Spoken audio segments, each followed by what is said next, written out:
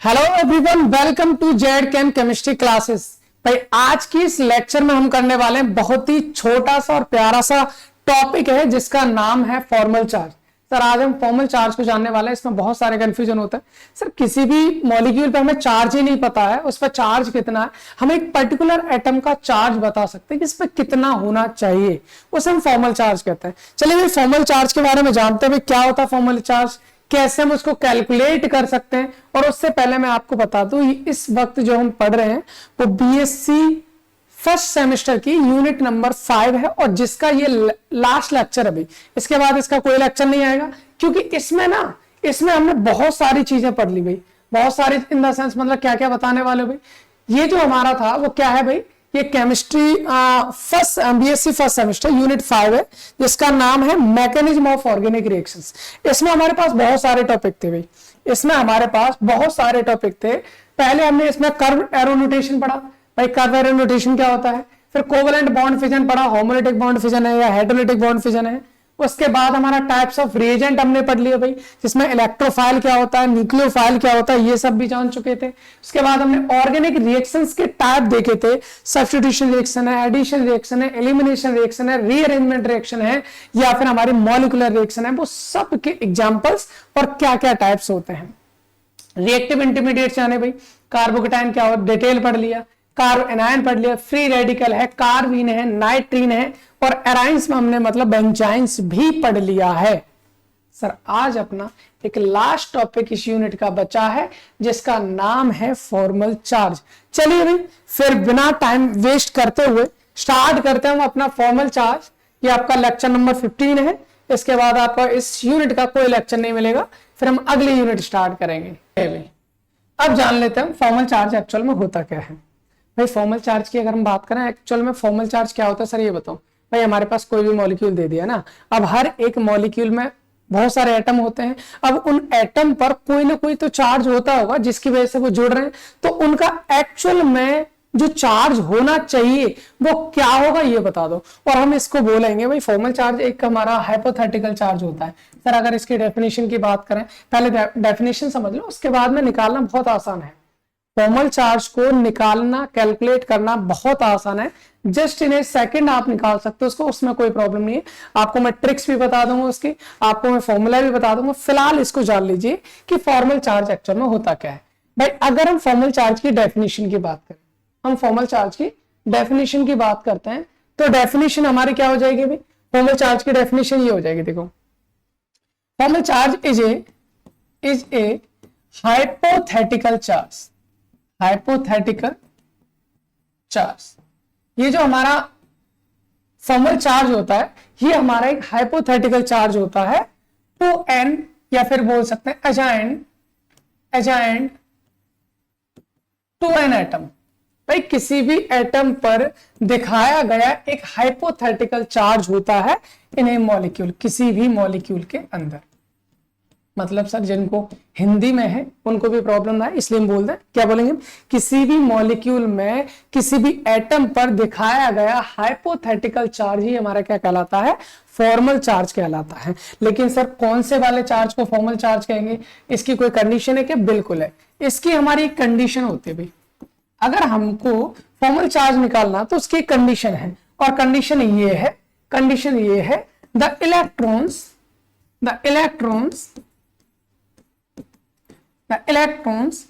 इन all chemical bonds, जितने भी आपके पास केमिकल बॉन्ड्स हैं, the electrons in all chemical bonds are equally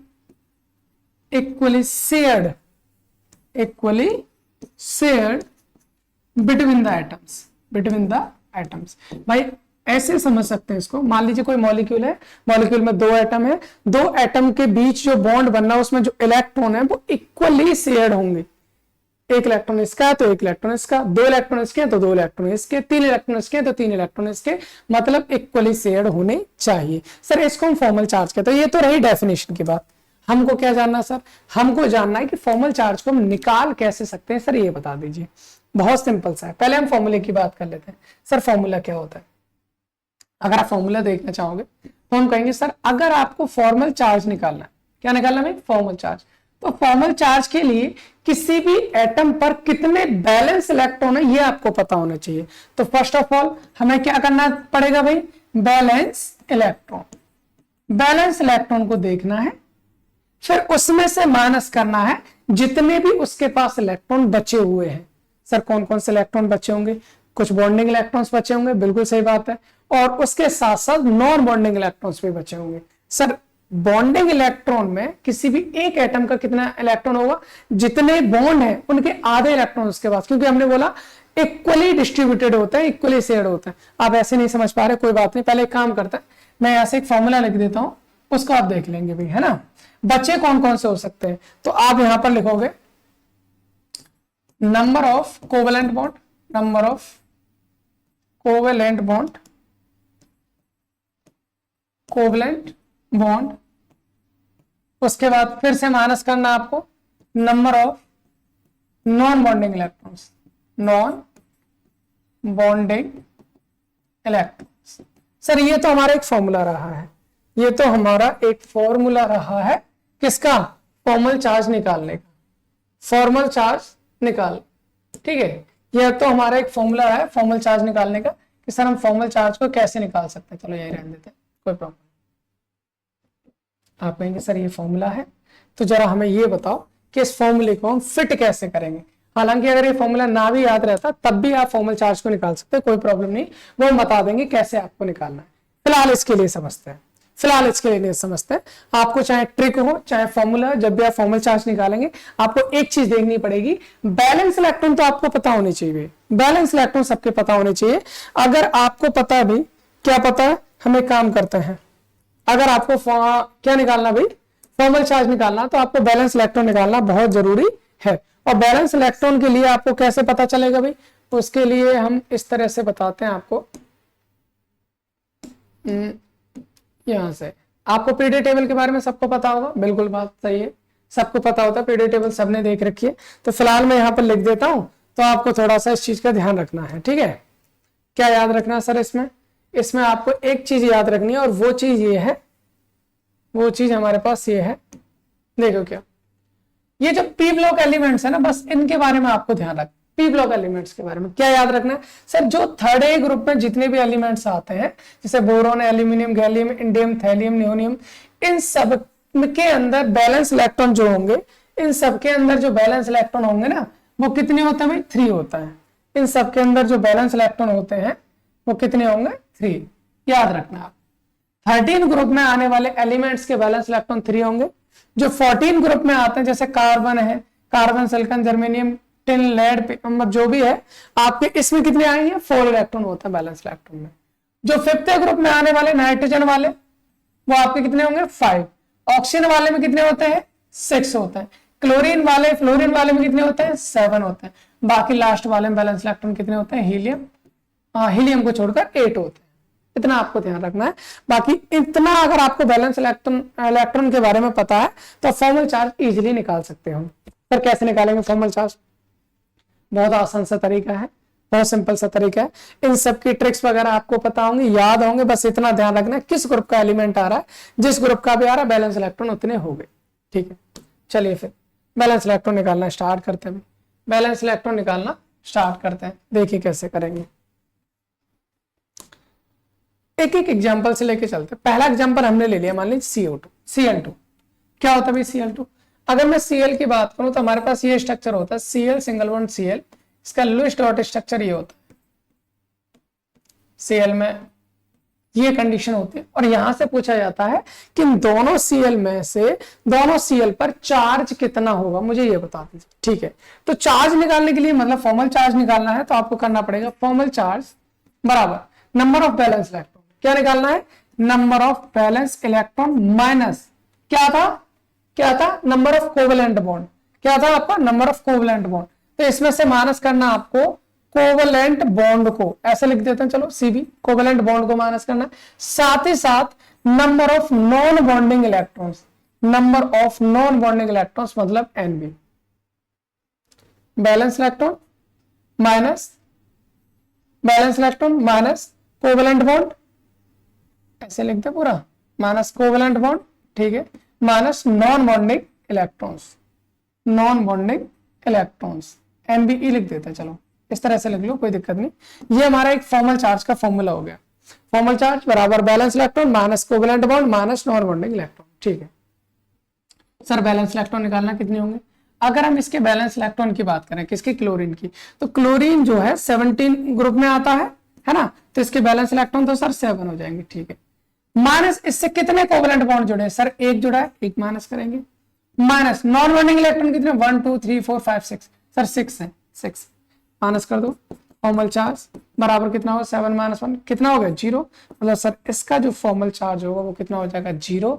इसी तरह से इसका भी निकालोगे तो उसका भी कितना हो जाएगा? 0। मतलब सर Cl2 में जो दोनों क्लोरीन जुड़े होते हैं इन पर कोई भी फॉर्मल चार्ज नहीं होता। सर एक कहानी है। दूसरा करता है, चलिए दूसरा करता है, O3 वाले में करते हैं। जैसे ये वाले हमारे पास, ये जैसे मान लीजिए ये पहला ऑक्सीजन है, ये दूसरा ऑक्सीजन है, तीसरा ऑक्सीजन है। मेरे को निकालना है फॉर्मल चार्ज। ठीक है, फॉर्मल चार्ज निकालना है। किसका निकालना है फॉर्मल चार्ज? मान लीजिए O1 वाले का निकालना है, O1 वाले का निकालना, फर्स्ट वाले ऑक्सीजन का। सर कैसे निकालेंगे? फॉर्मल चार्ज के लिए आपको चाहिए बैलेंस इलेक्ट्रॉन। ऑक्सीजन के बैलेंस इलेक्ट्रॉन 16 ग्रुप में आता है, 6 हो गए सर। माइनस कितने कोवेलेंट बॉन्ड है? 1 2, 2 कोवेलेंट बॉन्ड है, 2 को माइनस करो, फिर माइनस। नॉन बॉन्डिंग इलेक्ट्रॉन्स कितने? 1 2 3 4, सर 4 है, 4 माइनस कर दीजिए, कितना हो गया सर? फॉर्मल चार्ज इसका हो जाएगा हमारे पास 6 - 6 0, सर इसका तो 0 हो गया। ठीक है, दूसरे वाले का निकाल लो भाई। हमको अगर निकालना है मान लीजिए फॉर्मल चार्ज ऑफ ऑक्सीजन, और वो भी सेकंड वाला, सेकंड वाले के formal charge, balance electron 6, non bonding sir number of bonds कितने? कोवेलेंट बॉन्ड 1 2 3, 3 है सर, तो 3 को माइनस कर देंगे। नॉन बॉन्डिंग इलेक्ट्रॉन 1 2, 2 है सर, 2 को माइनस कर देंगे, कितना हो जाएगा? 3 2 कितना हो गया? 5, 6 - 5 मतलब बचेगा 1, यानी कि इसका फॉर्मल चार्ज आपका +1 रहेगा। इसके बाद ऑक्सीजन थर्ड वाले ऑक्सीजन की बात करते हैं, फॉर्मल चार्ज कितना होगा भाई? फॉर्मल चार्ज अगर ऑक्सीजन थर्ड की बात करते हैं हम, ऑक्सीजन थर्ड की बात करते हैं, तो इस केस में कितना फॉर्मल चार्ज होगा? बैलेंस इलेक्ट्रॉन 6 ही रहेंगे। कोवेलेंट बॉन्ड कितने भाई? इससे एक ही जुड़ा है सर, 1 रहेगा। माइनस नॉन बॉन्डिंग इलेक्ट्रॉन 1 2 3 4 5 6, 6 है सर, 6 होगी। अब देखो ये +6 ये -6 कैंसिल हो जाएगा, कितना बचेगा? -1, यानी कि हम ये बोल सकते हैं, यहाँ से ये बोल सकते हैं सर इसका फॉर्मल चार्ज 0, इसका है +1 और इसका है -। आई होप इतनी बात आपको क्लियर हो रही होगी, इसमें कोई दिक्कत नहीं होगी कि फॉर्मल चार्ज हम कैसे निकालेंगे। अब जैसे मान लीजिए CO आ गया, CO के केस में हम कैसे देखेंगे?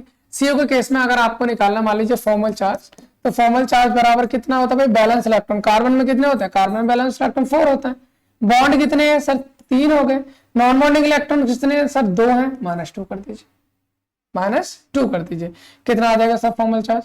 3 - 5, सॉरी 5 4 - 5 कितना बचेगा? -1, सर इसका फॉर्मल चार्ज जो है वो कितना आ जाना है? माइनस।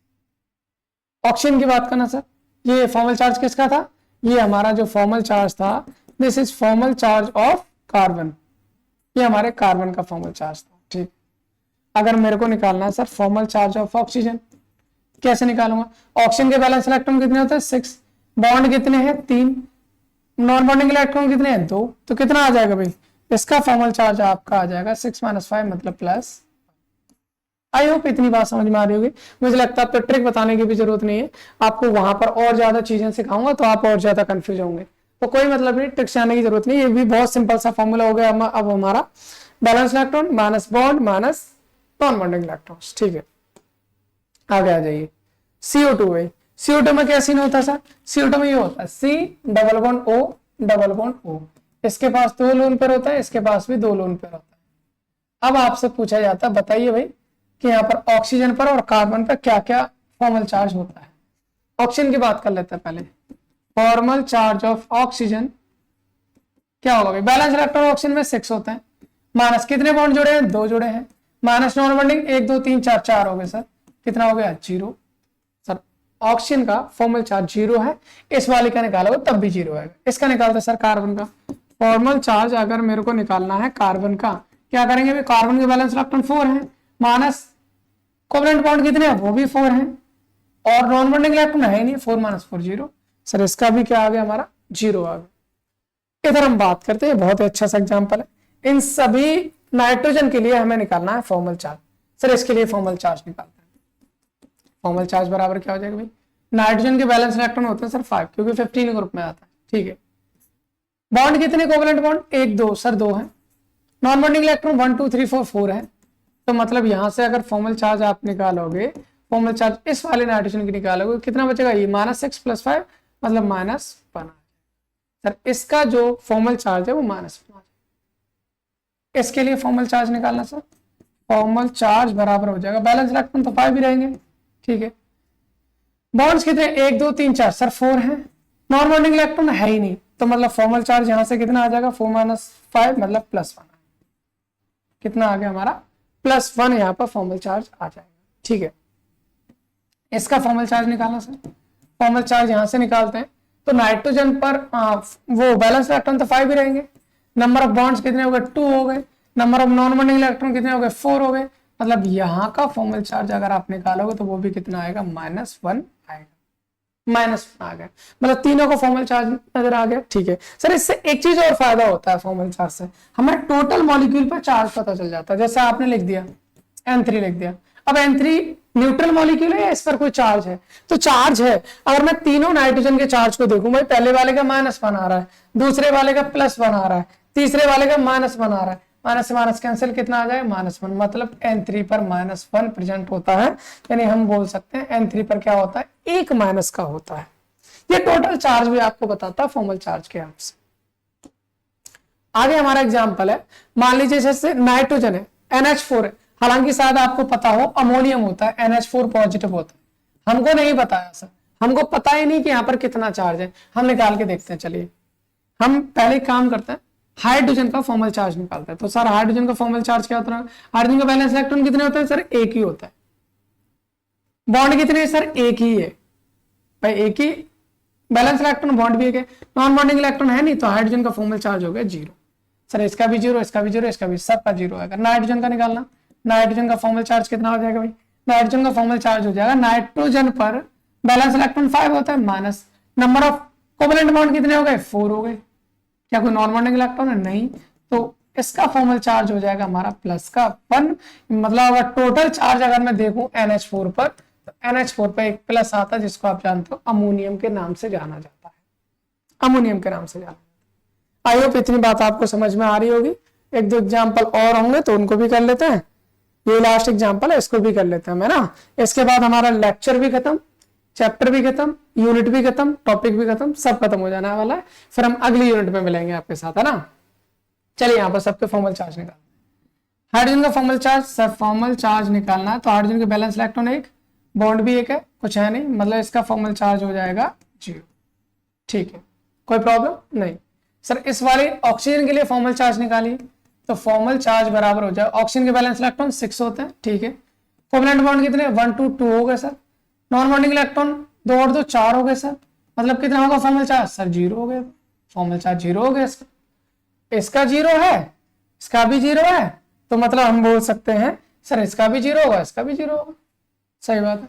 इसकी बात कर ली, चलो फॉर्मल चार्ज अगर मैं इसकी बात करता हूं तो ऑक्सीजन का बैलेंस इलेक्ट्रॉन कितने होते हैं, 6, माइनस बॉन्ड भी 2 है और ये 4, मतलब इसका भी 0 हो गया।